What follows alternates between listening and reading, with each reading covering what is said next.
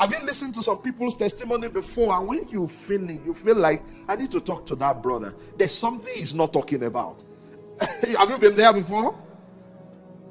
A lady just gives a testimony about a job she was not qualified for. You know how we sometimes say, give me a job I'm not qualified for, as if you studied accounting, then God should give you the job of a medical doctor.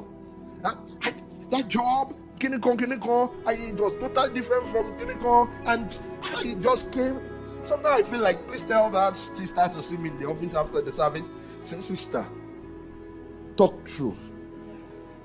Did God get the glory in this your job? Because it sounds to me like even though you came to give the glory to God, you actually got it in the hands of the flesh. You managed it. You did something. Tell the truth. And sometimes you find out that they actually did something. She slept with the man. But in the testimony, she edited that part out.